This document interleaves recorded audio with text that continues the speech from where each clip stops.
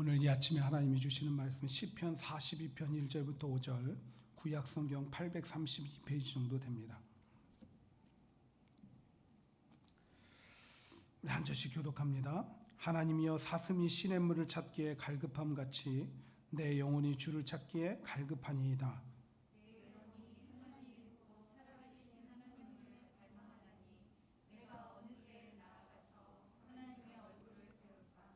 사람들이 종일 내게 하는 말이 내 하나님이 어디 있느뇨 하오니 내 눈물이 주야로 내 음식이 되었도다.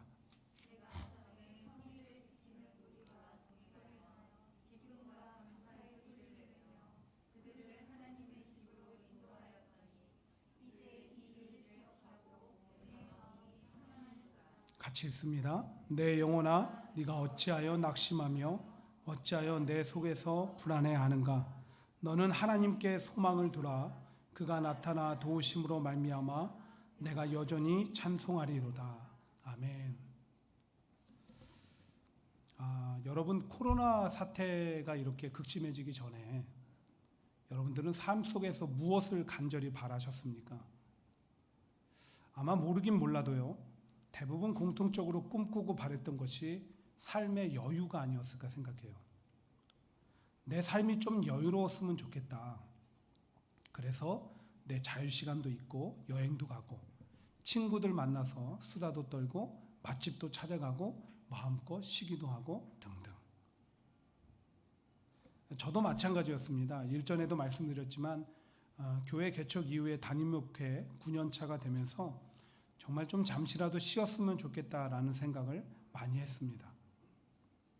어떻게 보면 여러분들도 직장생활 몇 년씩 혹은 10년 이상씩 하시고 집에서 또 살림이나 육아를 담당하는 일도 결코 쉬운 일은 아니지만 저만 엄살 부리는 것처럼 보일 수 있으나 사실은 제가 단지 9년의 시간만을 가지고 그렇게 얘기하는 것은 아닙니다. 2002년도에 처음 미국 땅을 밟은 이후로 지난 18년 동안, 아니 횟수로 19년 동안 한 번도 사역을 쉬어본 적이 없습니다.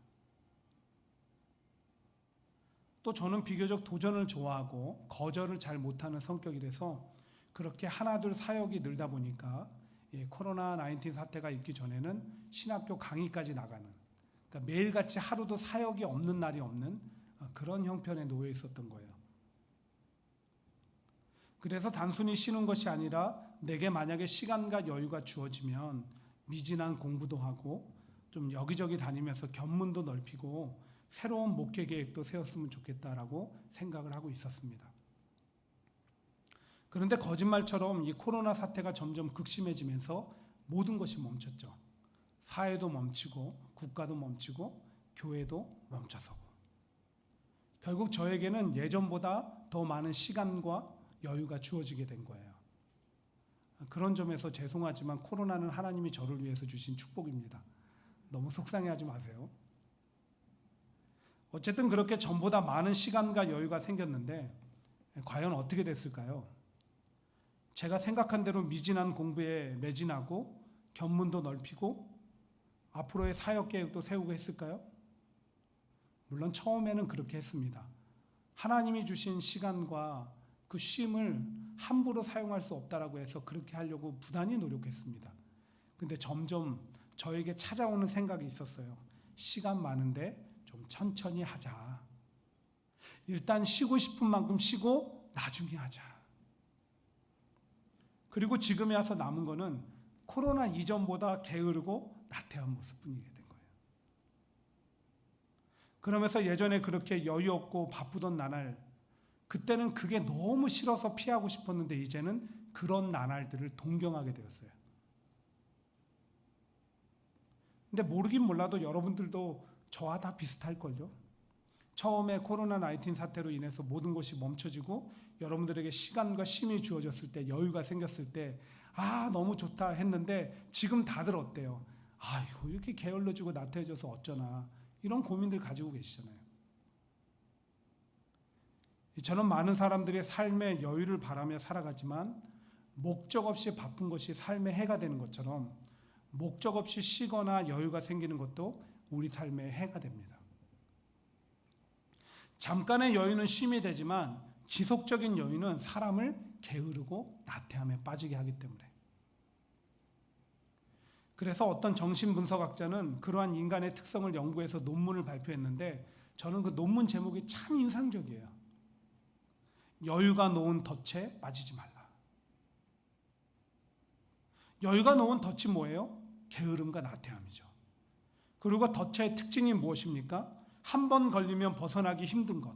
그만큼 게으름과 나태함이 그렇다는 거예요.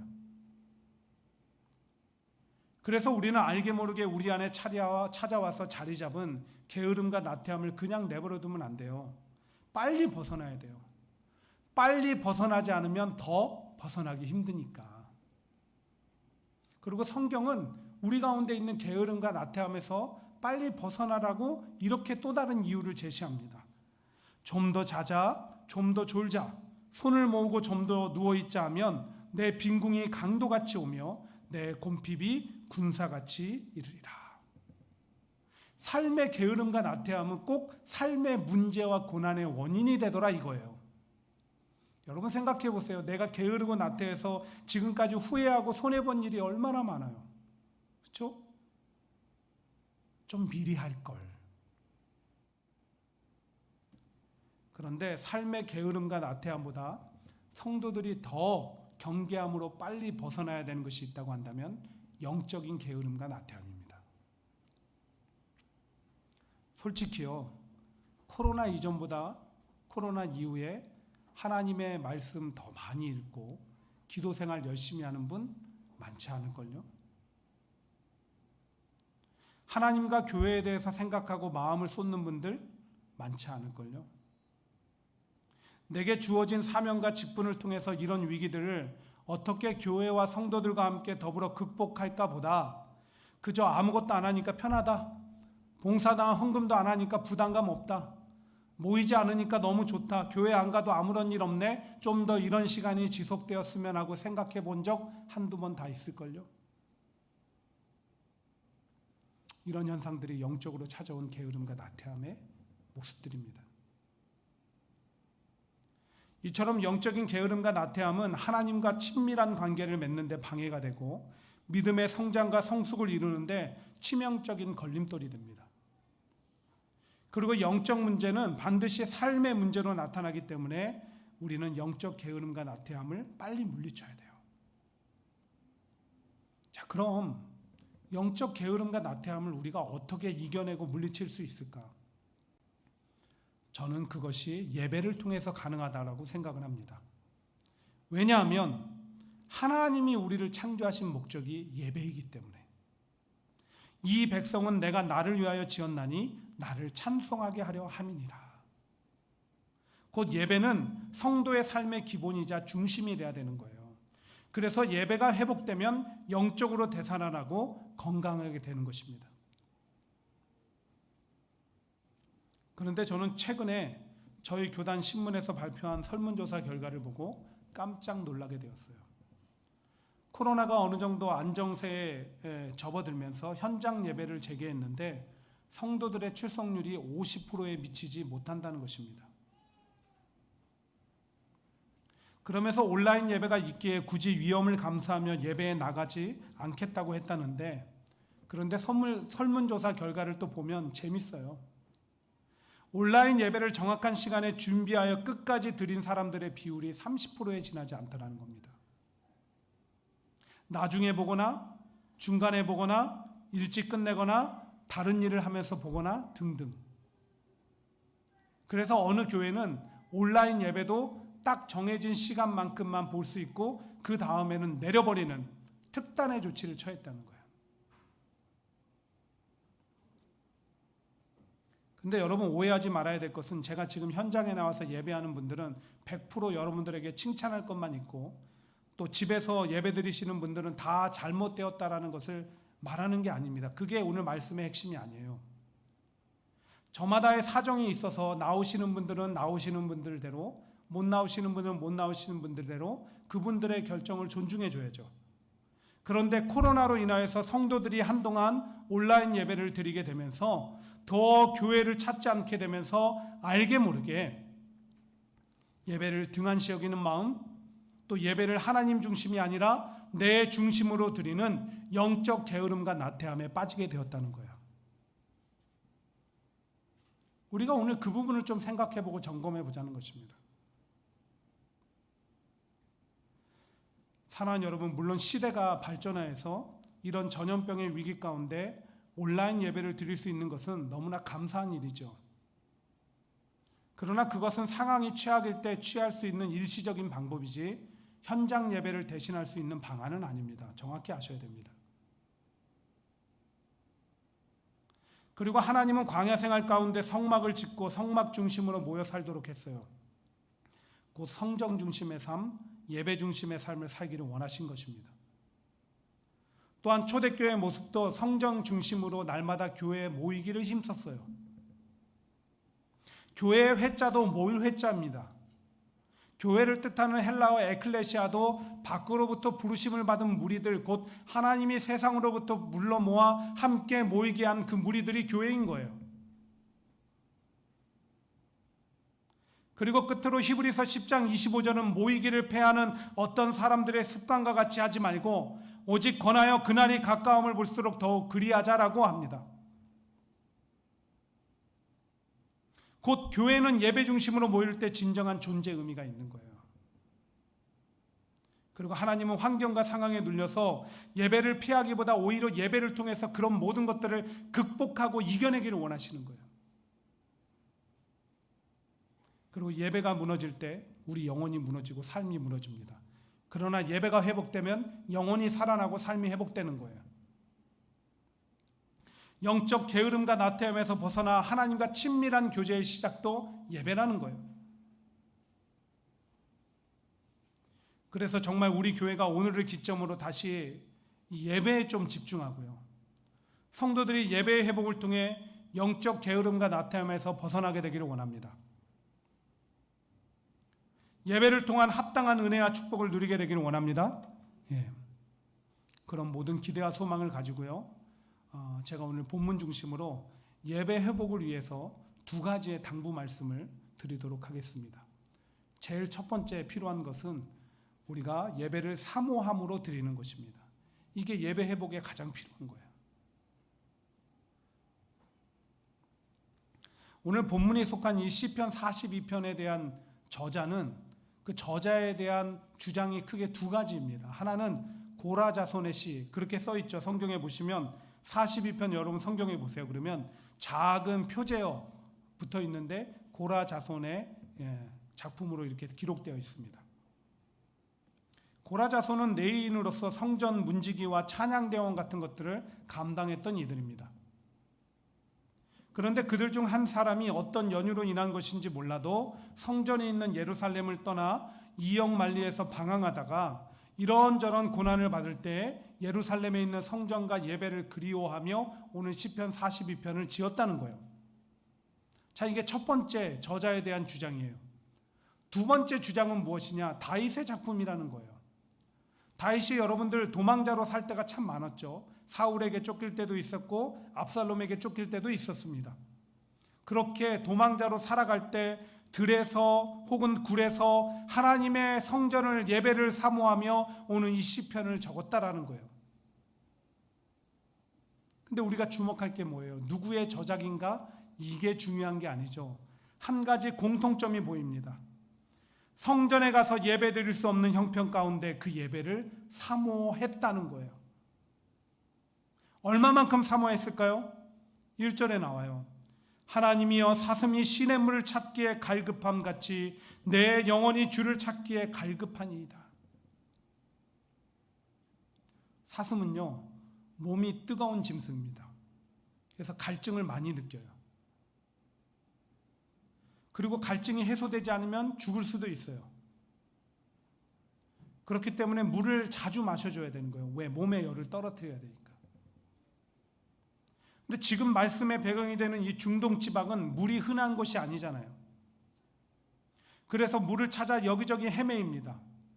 말씀 가운데 이 갈급하다라는 히브리어 원어적 의미도 사슴이 물을 찾아 헐떡거리며 달리는 모습을 의미하는 거예요. 왜? 물이 없으면 죽으니까. 그런데 그런 사슴의 습성을 잘 알고 물가에는 사슴을 노리는 맹수들이 항상 있었다는 거예요. 그것을 알면서도 사슴은 목숨을 내걸고 물을 마십니다. 물은 사슴에게 있어서 생명이기 때문에, 그래서 그 위험과 맞서는 거예요. 그런데 우리가 사슴이 간절히 물을 찾는 것처럼 예배를 사모함으로 가지고 나와서 드려야 된다는 것입니다. 왜 그럴까요? 그 물이 사슴의 갈증을 해소하듯이, 생명을 유지시켜 주듯이 우리 영혼의 갈증은 예배를 통해서만 해소되기 때문에, 우리 영혼의 생명력은 예배를 통해서 유지되기 때문에 그런 것입니다. 육은 영원하지 않고 영이 영원하기에 사슴이 맹수들의 위험과 맞서듯 때론 우리 육신의 생명과도 맞바꿔서 예배 드릴 수 있는 것이 우리 마음이 되어야 된다는 거예요.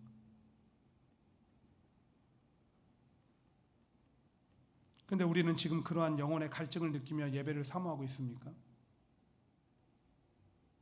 그 정도로 예배를 소중히 여기고 있습니까? 얼마 전에 한국 정부에서 교회 예배에 대해서 극한 제재를 실시했죠. 사실상 주일 예배를 제외하고 모이지 말라라고 했습니다. 교회를 코로나 확산의 주범으로 본 것인데, 물론 교회를 통해서 확진자가 나온 것은 사실입니다. 그런데 다른 시설과 교회 가운데 어디가 더 확진자가 많이 나왔을까요? 해외 유입자와 성도들 가운데 누가 더 확진자가 많을까요? 그리고 어디든 위험 요소가 있고 확진자가 발생할 수 있는 것 아닙니까? 근데 교회만 유독 언론에서 눈여겨보고 보도하는 것도 그렇고 여러 가지가 마음에 안 드는 부분들이 있어요. 근데 저는 그것을 따지고 싶지 않습니다. 왜? 교회가 원인 제공을 했기 때문에, 성도가 원인 제공을 했기 때문에. 무슨 말이냐? 그동안 교회와 성도들이 얼마나 예배를 사모하지 않고 등한시했으면 세상이 모이지 말랍니다. 너네 그래도 되잖아.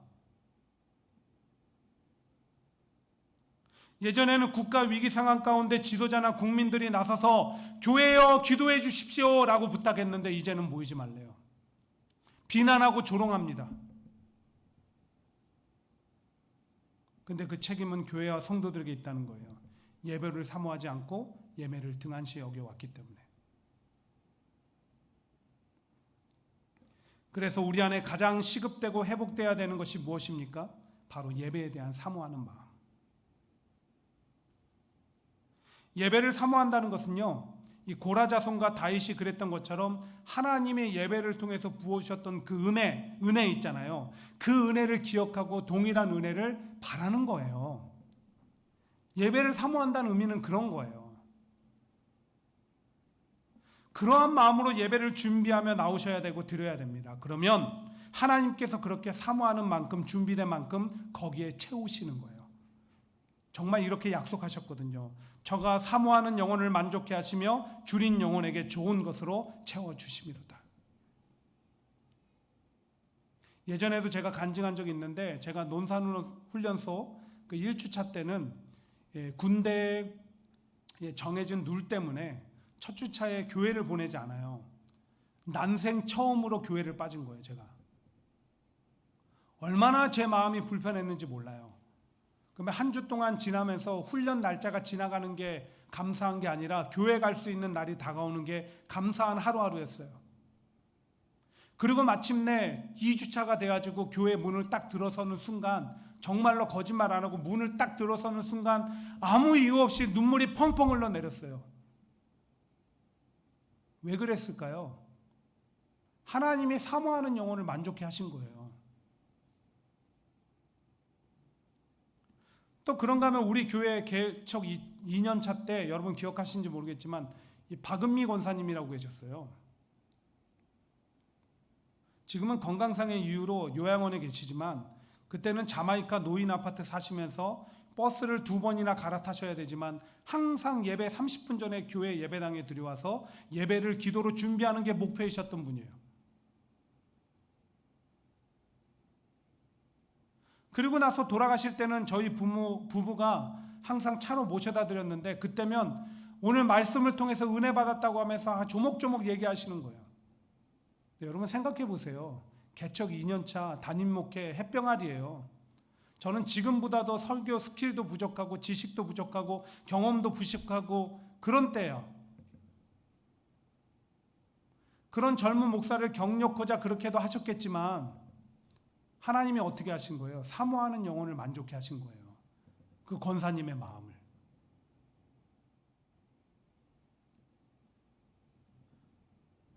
사랑하는 여러분, 저도 오늘 말씀을 준비하면서 나도 모르게 인도해야 되니까 교회를 가는구나 이런 생각이 가득했던 내 자신을 반성했습니다. 그리고 다시 마음을 바꿔서 드리기를 노력하고 힘쓰기로 했어요. 바라기는 여러분들도 동일하게 그런 노력과 힘씀이 있게 되길 바랍니다. 다른 것이 아니죠. 예배를 사모하는 거예요. 사모하는 마음으로 예배에 나오시고 사모하는 마음으로 예배를 드리시기 바랍니다. 그리하여 우리 모두가 사모하는 영혼을 만족해 하시는 하나님의 은혜를 누리시게 되기를 주의 이름으로 간절히 축원드립니다. 두 번째로 우리 교회 예배의 회복을 위해서 당부의 말씀드리고 싶은 것은 예배는 하나님 앞에 서는 것이라는 것을 잊지 마시기 바랍니다. 하나님 앞에 서는 것이다. 여러분 왜 이게 중요할까요? 우리가 누구 앞에 있느냐에 따라서 우리 말과 행동이 달라지니까. 실제로 여러분들이 사장님 앞에 있을 때, 선생님 앞에 있을 때, 부모님 앞에 있을 때, 친구들 앞에 있을 때 다 말하고 행동하는 거 다르잖아요. 그리고 내게 중요한 사람일수록 우리는 함부로 말하고 행동하지 않습니다. 누군가 함부로 말하고 행동하면서 그 대상이 중요하고 소중하다라고 하는 것은 거짓말입니다. 그런 점에서 오늘 나의 예배 태도는 내가 하나님을 어떻게 생각하는지가 드러나는 거예요. 왜냐하면 예배는 하나님 앞에 서는 것이니까. 지금 여러분들이 다 예배당 앞을 바라보면서 저를 보고 있지만 사실은 여러분 각각 앞에 하나님 앞에서 지금 드리는 예배인 거예요. 오늘 시편 기자는 그러한 예배에 대한 분명한 인식이 있었습니다. 2절을 한번 보세요. 내 영혼이 하나님 곧 살아계시는 하나님을 갈망하나니 내가 어느 때에 나가서 하나님의 얼굴을 배울까? 그것도 어떤 하나님 앞에 서는 거예요? 살아계신 하나님 앞에. 곧 오늘도 살아계신 하나님은 우리가 드리는 모든 예배 가운데 함께 하시며 지켜보고 계신다는 것입니다. 그런데 예배 때 불필요한 말이나 행동할 수 있습니까?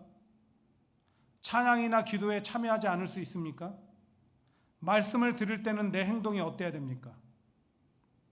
내가 살아계신 하나님이 함께 하시는 예배 가운데도 하나님 앞에 옳지 못한 태도를 보이는데 하나님을 사랑한다고 말할 수 있을까요? 하나님과 동행하는 삶을 산다고 말할 수 있을까요?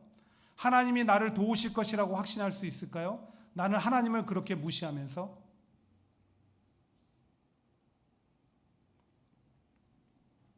우리는 예배를 드릴 때 살아계신 하나님 앞에 서는 것임을 알고 바른 태도와 자세로 드려야 되는 줄 믿습니다. 하지만 여러분들 오해하지 말아야 될 것이 있어요. 예배를 바른 태도와 자세로 드리라고 해서 경직된 모습으로 드리라는 것은 아닙니다. 예배에는 자유함이 있어야 돼요. 성령 안의 자유함. 대신 예배를 우리가 올바른 태도로 드리라는 것은요, 예배 가운데 계시며 예배를 통해서 찾아오시는 살아계신 하나님을 찾고 경험하는 예배를 드리자는 거예요. 실제로 앞서 시편 기자가 2절에서 그런 고백을 하고 있지 않습니까? 내가 어느 때에 나아가서 하나님의 얼굴을 배울까? 지금은 성전에서 예배할 수 없지만 하나님의 성전에 나가서 예배하며 누구를 배우는 거예요? 하나님을 배우는 거예요. 예배는 내가 하나님 앞에 나아가고 하나님이 우리를 찾아오시는 만남이 있는 축복이 있는 거예요. 그래서 다른 것이 아니라 오직 하나님께 집중하는 예배를 드리자는 것입니다. 그리고 마침내 우리가 정말 예배를 통해서 하나님을 만나고 경험하면 놀라운 일이 일어나요. 어떤 일이 일어날까요? 여러분 본문 3절부터 한번 보십시오. 사람들이 종일 내게 하는 말이 내 하나님이 어디 있느뇨 하오니 내 눈물이 주야로 내 음식이 되었도다. 오늘 이 시인은 처한 고난의 상황 가운데 너무나 힘겨웠어요. 그런데 그런 자신을 향해서 비난하고 손가락질하는 사람들 때문에 더 힘들었어요. 견딜 수가 없었어요. 그런데 그런 인생 가운데 마음 가운데 반전이 일어나는 거예요. 5절에 우리 한번 같이 읽어봅시다. 시작. 내 영혼아 네가 어찌하여 낙심하며 어찌하여 내 속에서 불안해하는가. 너는 하나님께 소망을 두라. 그가 나타나 도우심으로 말미암아 내가 여전히 찬송하리로다. 시인에게 갑자기 전에 없던 소망이 막 쏟아져 오는 거예요. 힘과 용기가 막 쏟아지는 거예요. 불안감이 사라지고 평안이 임하는 거예요. 왜요? 예배 가운데 찾아오신 하나님을 만났기 때문에. 그 하나님이 하나님을 향한 예배가 새 소망과 힘과 용기와 평안의 원천이 되었다는 것입니다. 사랑하는 여러분, 사람이 살다 보면 여러 가지 고난의 상황에 직면할 때가 있죠. 근데 조금만 지나면 해결될 것을 고비를 넘기지 못해서 늘 좌절하고 쓰러집니다. 그런데 예배를 통해서 하나님을 만나면 새 소망과 힘과 용기를 얻게 된다는 거예요. 그래서 진정한 예배자는 절대로 삶에서 좌절하지 않습니다. 포기하지 않아요. 그리고 마침내 하나님의 도우심을 경험하게 되는 거예요. 실제로 요한복음 4장에 나오는 수가성 여인과 예수님과의 만남을 여러분 한번 기억해 보세요. 그 여인은 인생에 많은 실패를 했어요. 그래서 사람 만나는 것이 두려웠어요. 그런데 예수님을 만났어요. 대화했어요.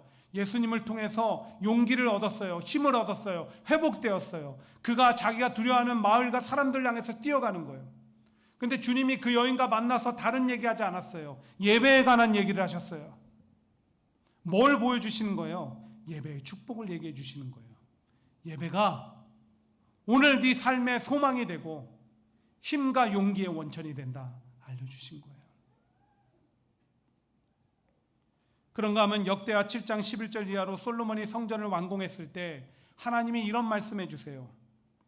혹 내가 하늘을 닫고 비를 내리지 아니하거나 혹 메뚜기에게 토산을 먹게 하거나 혹 전염병이 내 백성 가운데 유행하게 될 때에 내 이름으로 일컫는 내 백성이 그들의 악한 길에서 떠나 스스로 낮추고 기도하며 내 얼굴을 찾으면 내가 하늘에서 듣고 그들의 죄를 사하고 그들의 땅을 고치지라. 뭘 얘기하시는 거예요? 성전에 나와 하나님 앞에 그분의 얼굴을 구하며 예배하는 자들의 기도를 들으신다는 거예요. 그리고 응답하시되 자연재해도 막아주시고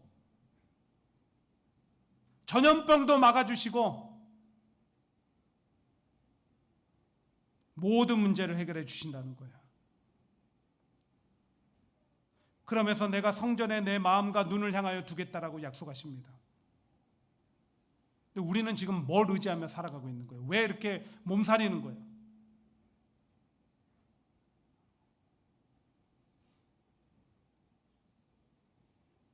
사랑하는 여러분, 예배는 하나님 앞에 서는 것입니다. 그래서 바르고 올바른 태도로 예배해야 됩니다. 그런데 더 중요한 것은 하나님을 찾고 구함으로 나를 찾아오시는 그분의 임재를 경험하셔야 되는 거예요. 그래야 약속하신 예배의 축복과 은혜가 모두에게 있게 되기를 간절히 축복합니다. 시간이 많이 흘러서 말씀을 정리합니다. 저는 오늘 말씀을 마무리하면서 바람이 있다고 한다면 오늘의 말씀이 누군가에게 상처가 되지 않기를 바랍니다. 나와서 열정을 가지고 예배하시는 분들, 제가 여러분들의 열정을 몰라서 오늘 이런 얘기를 한 것이 아닙니다. 어쩔 수 없는 형편 가운데 온라인 예배를 드리시는 분들, 제가 그분들의 형편을 몰라서 얘기하는 것 아닙니다. 오늘 말씀의 핵심은 우리 안에 예배에 대한 생각과 자세와 태도를 바르게 해서 예배 회복을 통해 영적인 게으름과 나태함에서 벗어나자는 데 있는 거예요. 예배를 통해 은혜를 누리고 하나님을 경험한 인생은 평소에도 하나님을 찾게 되어 있기 때문에 그런 마음으로 성령님이 제게 주시는 음성을 따라 설교를 준비했습니다. 정말로 간절한 마음으로. 그래서 다시 한번 부탁을 드립니다. 예배를 사모함으로 나오십시오. 그리고 하나님 앞에서 그분의 얼굴을 구하는 예배를 드림으로 예배의 은혜와 축복을 누리시길 바랍니다. 그래야 해서 교회와 우리 안에 예배가 좀 되살아나고요. 모두가 영적 게으름과 나태함에서 회복되어 하나님을 찾고 하나님의 동행함의 축복을 누리는 우리 모두가 되기를 주의 이름으로 축원드립니다. 오늘 말씀 생각하며 함께 이렇게 찬양하고